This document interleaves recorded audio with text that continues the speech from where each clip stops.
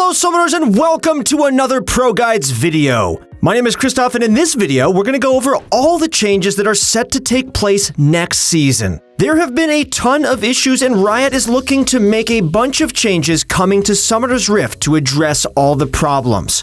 As a disclaimer, everything we talk about is subject to change, but many of these things are likely to stay in the game. There's a bunch of things we have to go over, so let's skip all the small talk. For our question of the day, which change are you most excited for? Personally, I'm really excited about the Rift Herald changes. This ultimately rewards both sides of the map for playing their lane really well, since bot laners can always rotate to the top side if they take their turret. And before we get into Season 10, you guys need to get your end of the season rewards. Make sure to start climbing today using the description link below. Find yourself a challenger coach and get to the dream division you deserve to be in. We also have a bunch of courses from the best pro players in the world, so go check it out using the description link below. There are so many changes, so let's get right into the video. To start things off, there will be changes to Summoner's Rift. To commemorate 10 years, Riot has decided to demolish the Rift, or, well, it's better to say renovate, or maybe a little bit of both. The map itself is seeing some massive changes. Across Summoner's Rift, alcoves have been added to the top and bottom lane, opening up more potential for outplays and diversity. They also open up some potential mix-ups for jungle ganking. Additionally, a couple of brushes have been added to the jungle, meaning there'll be more fog of war to account for. These brushes are located across from the Dragon and Baron pits.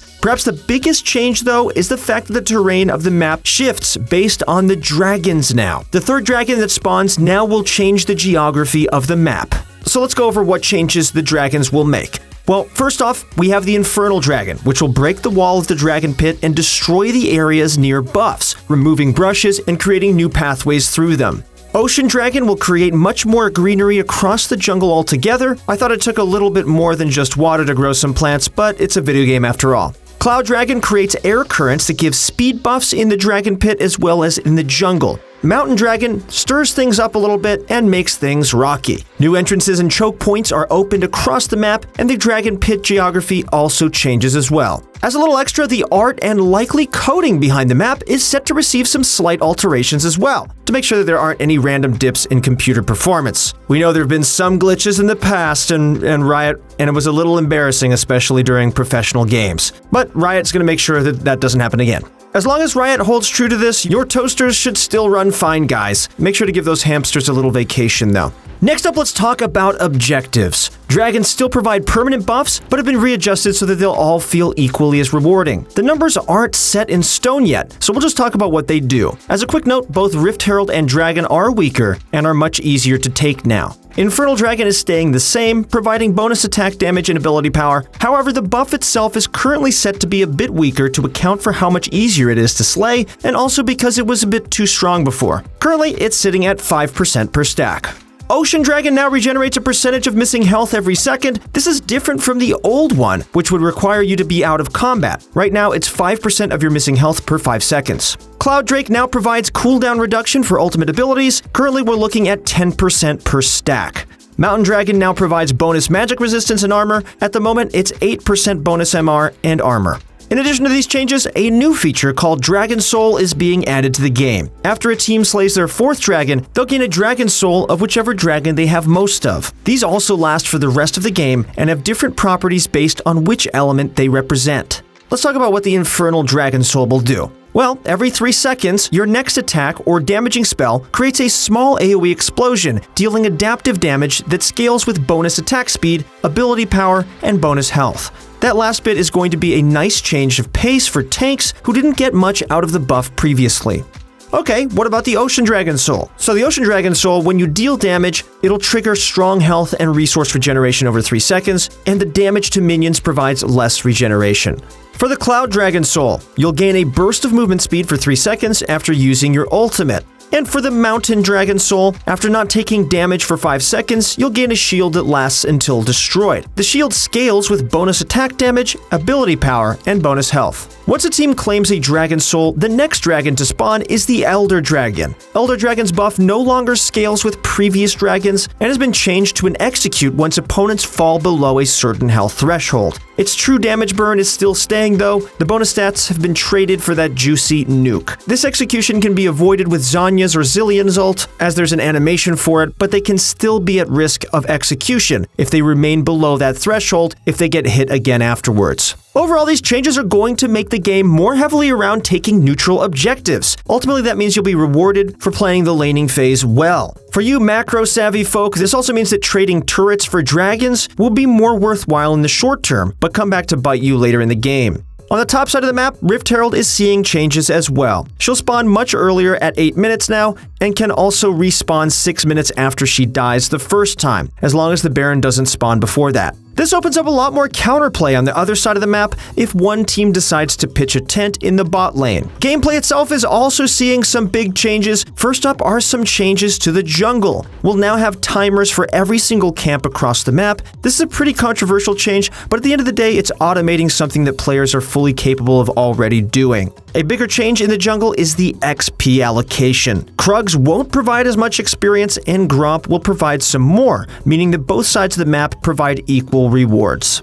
Previously, it would be most optimal to farm red side jungle as often as you could, since the Krugs and Raptor camps were disproportionately more valuable. Equalizing the playing field means that junglers have more freedom to play around either side of the map. Jungle XP is being lowered, but camps are now set to respawn every 120 seconds instead of 150. Junglers aren't the only ones receiving experience changes though. Solo laners are receiving a slight buff to their XP gains as well, while duo laners are having theirs reduced. I really like these changes because it means roams and teleports from solo laners will be even more impactful, and they'll also feel a little less overwhelming by enemy junglers. My only concern is that it might leave marksmen feeling a little bit more helpless. Currently, the amount of XP gain and loss is very small, so I don't think we'll feel many differences aside from the changes to jungle experience. If you're feeling disappointed as a bot laner, know that these changes are being implemented with the knowledge that Dragon will now be a stronger late game tool. Since you're right next to it, know that you have more impact over the late game, at the cost of possibly being one level down sometime during the game. Like we mentioned before, Rift Herald spawns earlier and can also spawn a second time. This means that winning the top side of the map can be much more lucrative than before. Conversely, winning the bottom lane is also much more rewarding as well. By breaking bottom turret early on, you'll be able to rotate to Rift Herald and potentially push for 2 of them and accelerate the game's tempo significantly. Okay, let's talk about support items. Currently, we have 4 support items on the board: Spell Thief's Edge, Runesteel Shoulder Guard, Relic Shield, and Spectral Sickle. That's right, Ancient Coin is gone. It was getting old anyway. Essentially, Spell Thief's Edge and Spectral Sickle are going to have Spell Thief's old passive, while Relic Shield and Runesteel Shoulder Guard will have Relic Shield's old one. The stats are a little different now, and the items will naturally upgrade by themselves as you complete their quests. Spell Thieves provides high AP, low health, Spectral Sickle provides high AD, low health, Relic Shield provides high health, low AP, and Runesteel Shoulder Guard provides high health and low AD.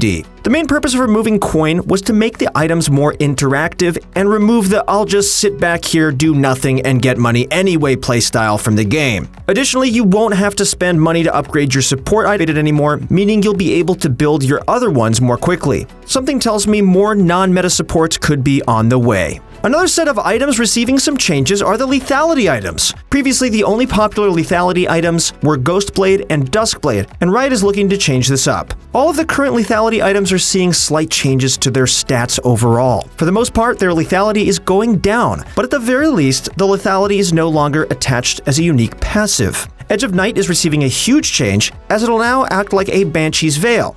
You won't need to activate it anymore, meaning that there's less skill expression, but it's also more reliable. Sanguine Blade is a new lethality item joining the item shop. It'll provide bonus attack speed when the player is by themselves, meaning it'll be a great item for split pushers.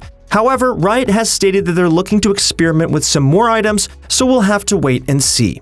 We're also seeing some significant changes with other items. The following items are being removed from the game altogether: Spear of Shojin, Ohm Wrecker, Shirelia's Reverie, and ZZ Route Portal. Shirelia's Reverie stats are changing, currently trading its AP for healing and shielding power. Kirch's Shard, you know the other item that you need when you build a crit item, is receiving a buff since it's been underpowered for so long. There are changes coming to Stormrazor, but we're still waiting on those details. Doran's Shield is receiving changes as well, but again, we're not certain if they're set in stone. At the moment, Riot's team has heavily buffed the passive regeneration after taking damage, but also made it only 75% effective if you're a ranged champion. This change is designed to give melee champions more opportunities to win their matchups against ranged ones. I'm really happy with the removal of Spear of Shojin. It's fun and did provide some needed strength to bruisers, but it did it in an unhealthy way. It basically felt like if you were a champion that could build one, you could basically win any 1v1 against a champion that couldn't build it. Aside from this, the item is extremely hard to balance around since it pretty much allowed champions that built it to play Earth on Summoner's Rift.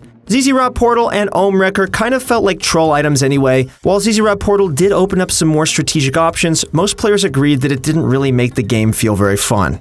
Okay, that's it for items, and now let's go on to runes. Of course, it should come to no surprise that we're going to see these changes. As of now, we're seeing changes to Conqueror, Kleptomancy, Aftershock, Nimbus Cloak, and Presence of Mind. Let's break these down.